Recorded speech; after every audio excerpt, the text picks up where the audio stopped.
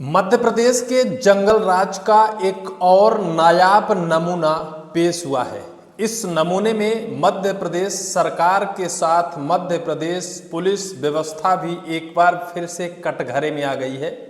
इस वजह से कि एक गरीब किसान जो अपने परिवार को भरण पोषण करने के लिए जो जमीन रखा था, उस जमीन के लिए अपनी कुर्बानी दे दी और सत्ता के सिंहासन पर बैठे, सत्ता की टोपी पहनकर, सत्ता के नशे में चूर नेता उनके ऊपर थार चढ़ाकर और उनकी निर्मम तरीके से दिन दोपहरी में हत्या कर देते हैं।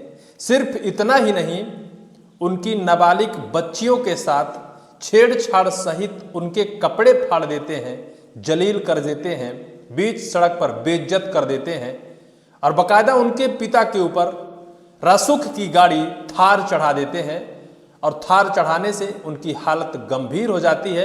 अस्पताल ले जाते वो अपनी सांसें तोड़ देते हैं। वास्तविकता तो ये है कि मध्य प्रदेश का जंगल राज और इस जंगल राज का ये एक और अजब नमूना, जो सत्ता के सिंहासन पर बैठकर नेता लिख देते हैं, निश्चित तौर पर सवाल किया जाना चाहिए।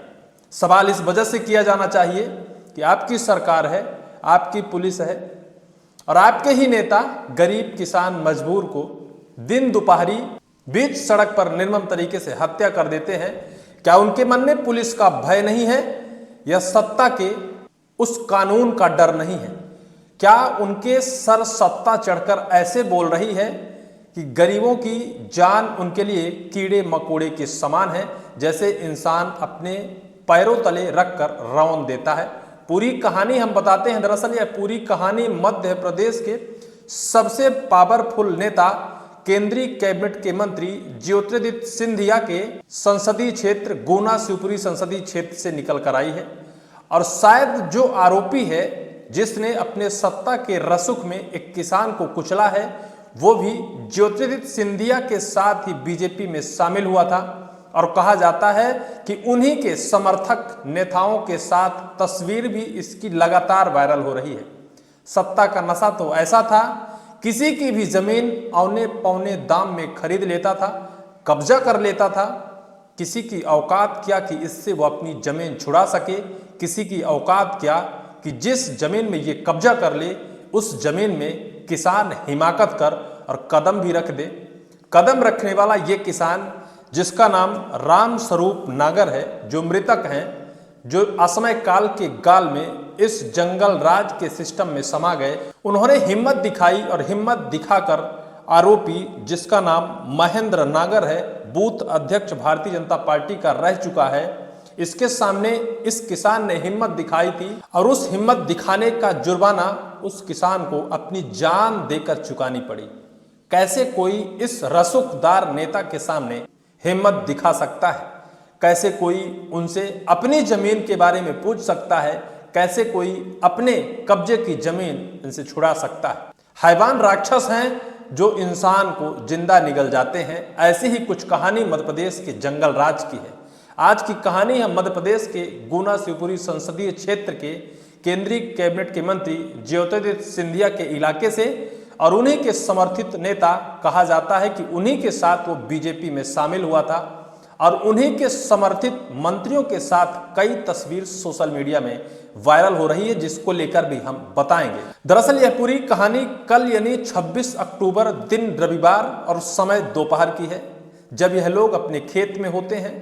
इस खेत को लेकर 6 बीघा जमीन का विवाद चल रहा था और इस विवाद को लेकर कहा जाता है कि पहले जो किसान राम स्वरूप नागर हैं, इनके मामा उस 6 बीघा जमीन को इस आरोपी महेंद्र नागर के पास लगभग 70,000 रुपए गिरवीनामा में लिखाकर और गिरवी रखा था। लेकिन कहा जाता है कि 70,000 गिरवीनामा में लिखा था, लेकिन कुल उसे 22,000 रुपए ही किसान को मिले थे।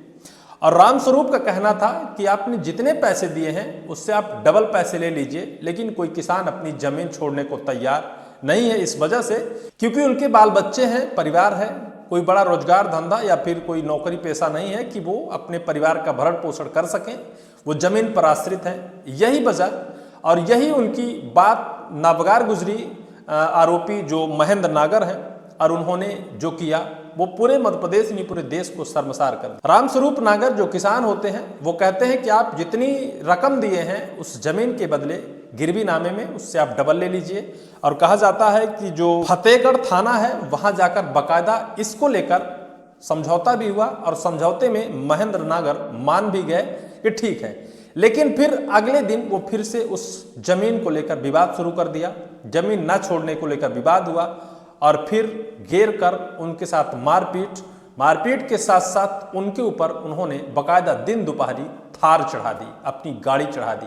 रसूख का नशा ऐसा सर चढ़कर बोल रहा था, इंसान की जान की कीमत उनके सामने शायद कीड़े मकोड़े से कम नहीं होगी, क्योंकि सत्ता का नशा है, किसी की भी जमीन हड़प सकते हैं, किसी को भी बेघर कर सकते हैं, किसी की जिंदगी हड़प सकते हैं, क्योंकि सत्ता में बैठे हैं और सत्ता में आसीन हैं। तो क्या मजाल कानून इनके ऊपर कोई कार्रवाई कर सके। यही वजह है कि आज एक किसान असमय काल के गाल में समा गया। रामस्वरूप ने हिम्मत दिखाई और हिम्मत दिखाने का अंजाम ये हुआ कि दिन दोपहरी बीच सड़क में थार चढ़ा दी गई। जब मारता पीटता देख इनके जो परिजन हैं, पत्नी है विनोदाबाई नागर जो 38 वर्ष की है, बेटी तनीषा नागर, वहीं इनके भाई राजेंद्र नागर और इनकी भतीजी कृष्णा नागर, इन्होंने जब हल्ला गुहार सुना, इन्हें लगा कि शायद कुछ लड़ाई हो रही है। बाहर निकलकर जब ये देखते हैं, जो कृष्णा नागर है उनके द्वारा कहा जाता है कि हमने देखा कि चाचा को कई लोग घेर कर मारपीट कर रहे हैं। हम लोग उनके पास बीच बचाव के लिए पहुंचे, लेकिन बीच बचाव करने से पहले ही जो वो गुंडे थे जो इन महेंद्र नागर के साथ 12 से 13 अपराधी प्रवृत्ति के लोग थे, उन्होंने इन लोगों को पकड़कर भी मारपीट की। वहीं यह जो नाबालिग बच्चियां जिनका नाम तनीषा और कृष्णा है, इनके कपड़े फाड़ दिए। वहीं जो राजेंद्र नागर है, इनके साथ भी मारपीट की। मारपीट का वो दौर, वो दृश्य इतना भयावह था कि जब एक जिंदा शख्स के ऊपर थार चढ़ाई जा रही थी, सब लोग प्रत्यक्षदर्शी थे। बच्चियां उनकी जान बचाने के लिए अपनी जान लगाने को तैयार थीं, लेकिन नाकामयाब रहीं, क्योंकि जो राक्षस और हैवान होते हैं निश्चित तौर पर उनके हाथ में पावर होता है और उस पावर का इस्तेमाल इसी तरीके से वो करते हैं जो करके दिखाया। उनको जो रामस्वरूप नागर हैं उनको तत्काल जिला अस्पताल के लिए भेजा गया, लेकिन जिला अस्पताल में जाकर उनको रेफर कर दिया गया भोपाल के लिए। भोपाल पहुंचने से पहले ही वो अंतिम सांसें ली और शायद है कि इस दुनिया को अलविदा कह गए। उनके लिए हमारी संवेदनाएं हैं, लेकिन हम कर कुछ नहीं सकते। भले चाहे उनके ऊपर परिवार का एक बड़ा जिम्मा रहा हो, उनके बेटे, उनकी बेटियां और उनकी पत्नी, उनका एक बड़ा परिवार था, उनकी ज़मीन थी और उस ज़मीन से वो अपने परिवार का भरण पोषण करते थे, बाल बच्चों को पढ़ाते थे। लेकिन उसी ज़मीन के लिए उन्होंने अपनी जान गंवा दी, जान लगा दी।